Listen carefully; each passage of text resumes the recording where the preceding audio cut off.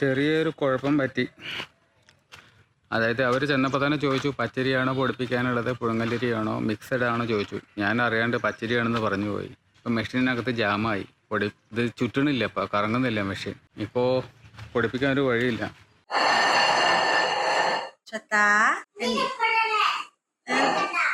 എന്താ ചെയ്യുന്നേ? കൊടുക്കണ്ടേ? Good morning guys, welcome to my new blog. ഇപ്പോൾ രാവിലത്തെ ഭക്ഷണം കഴിക്കൽ എല്ലാം പരിപാടിയും കഴിഞ്ഞു. ബ്രേക്ക്ഫാസ്റ്റ് കഴിഞ്ഞു. ദോശ ചട്നി ഇതായിരുന്നു ഉണ്ടാക്കിയിരുന്നത്. ഇനി ബാങ്കിലൊന്ന് പോകണം. കുറച്ച് ഫണ്ട് വിഡ്രോ ചെയ്യാനുണ്ട്. പോയിട്ട് വരാം. ബാങ്കിൽ പോയി തിരിച്ചു പോന്നു. ഇപ്പം നോക്കിയേ,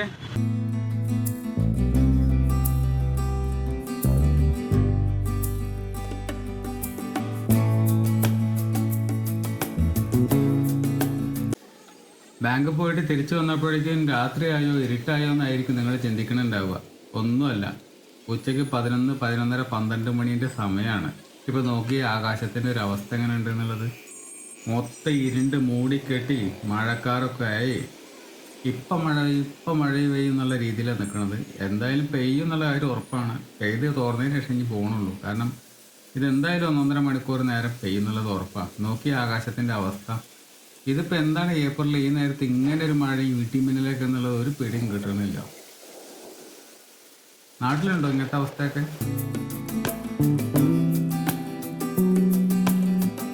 വീട്ടിൽ വന്ന് കയറിയപ്പോഴേക്ക് 1 മണിയായി. ഇപ്പോഴും നമ്മുടെ ആകാശം തെളിഞ്ഞിട്ടില്ല. 2:10 കഴിക്കാൻ നേരത്ത്. അമ്മ അതാ ദോശ തന്നെയാണ് കഴിക്കണത്. ഞാനും പിന്നെ ദോശ തന്നെയാണ്, അല്ലെങ്കിലും പിന്നെ ദോശ തന്നെയാണ് എപ്പോഴും. ചട്നി ഉണ്ട്.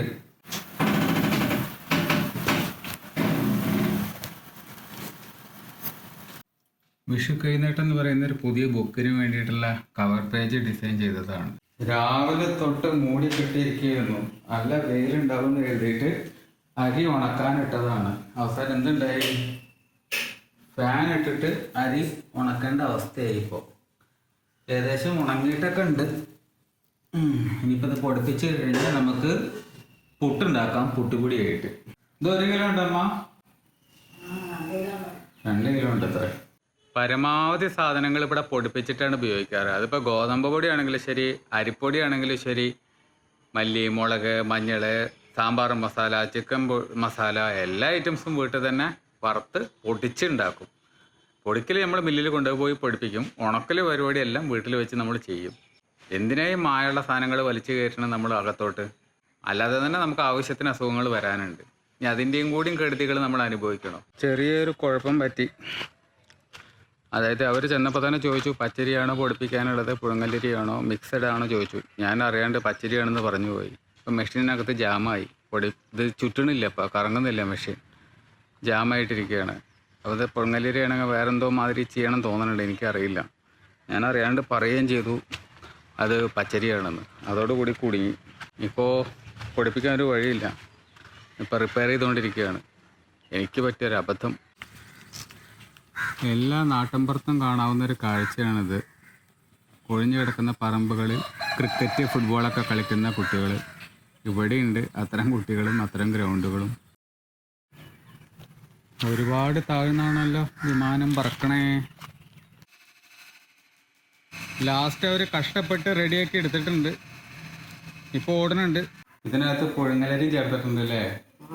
ഞാൻ അറിയാൻ പാടില്ല. എന്നിട്ട് അവിടെ പോയിട്ട് പച്ചരി ഉള്ളൂ എന്ന് പറഞ്ഞു. എന്നിട്ട് അവർ മെഷീനിലിട്ട് കഴിഞ്ഞതിന് ശേഷം ഈ സാധനം കുടുങ്ങി. എന്നിട്ട് മെഷീൻ അഴിച്ച് നേരെയാക്കിയതിന് ശേഷം രണ്ടാമത് പിന്നെ നേരെയാക്കിയിട്ടാണ് അതാ താമസം വന്നത്. അതാക്കി ഞാൻ എടുക്കാം. പൊടിച്ച് കൊണ്ടുവന്ന പൊടി ഇവിടെ അങ്ങനെ വറുത്തെടുക്കുന്ന പരിപാടിയാണ്. ഇത് വറുത്തെടുത്തില്ലെങ്കിൽ കുറേ കാലം ഇരിക്കില്ല, പെട്ടെന്ന് നാശമാവും. ദോശപ്പണി പുറത്ത് നടക്കുന്നുണ്ട്. അരി ഇതാ വറുത്തെടുത്തോണ്ടിരിക്കുകയാണ്.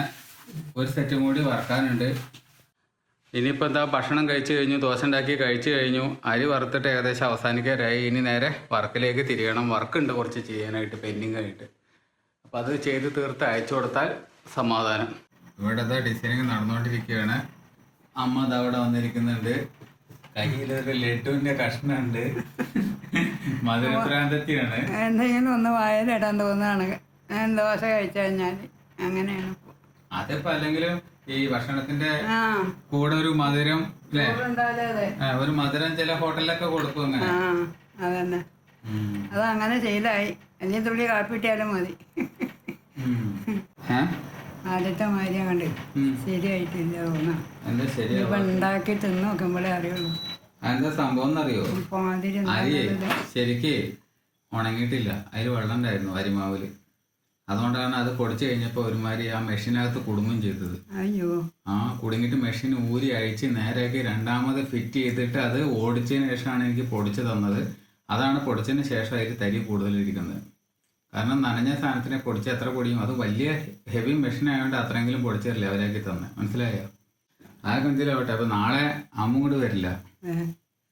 നാളല്ല, ഇന്ന് വരില്ല. നാളെ വൈകുന്നേരം വരുള്ളൂ. നേരെ അവിടുന്ന് സ്കൂളിലേക്ക് പോവാണ്. അലയാൻ വയ്യാന്ന്. അവിടെ എന്തായാലും അലഞ്ഞ് ഇപ്പൊ അവിടുന്ന് ഇങ്ങോട്ട് വന്ന് ഇവിടുന്ന് പിന്നെ സ്കൂളിലേക്ക് പോയി അതിലും പേരെ അവിടുന്ന് നേരിട്ടിട്ട് ഒരു ക്യാബ് ബുക്ക് ചെയ്തിട്ട് നേരെ അങ്ങോട്ട് പോവല്ല നല്ലത് സ്കൂളിലേക്ക്. എന്നിട്ട് വൈകുന്നേരം ഇങ്ങോട്ട് വന്നാൽ മതിയല്ലോ എന്നുള്ളൊരു പ്ലാനിലാണ് ഇപ്പം അമ്മ ഇരിക്കുന്നത്. അപ്പോൾ അമ്മ നേരെ സ്കൂളിലേക്ക് പോകും, വൈകുന്നേരം ഞാൻ അവിടുന്ന് പിക്ക് ചെയ്തിട്ട് പോരും. ഇതപ്പോൾ പ്ലാന്. അപ്പോൾ ഇന്നത്തെ വ്ളോഗ് ഇത് അവിടെ എൻഡ് ചെയ്യാൻ പോവാണ്. ഇന്നത്തെ വ്ളോഗ് എല്ലാവർക്കും ഇഷ്ടമായിട്ടുണ്ടാവും എന്ന് വിചാരിക്കുന്നു. ഇഷ്ടമായിട്ടുണ്ടെങ്കിൽ ലൈക്ക് ചെയ്യൂ, കമൻറ്റ് ചെയ്യൂ, സബ്സ്ക്രൈബ് ചെയ്യൂ. മറ്റൊരു വ്ളോഗിൽ നമുക്ക് വീണ്ടും കാണാം. ബൈ.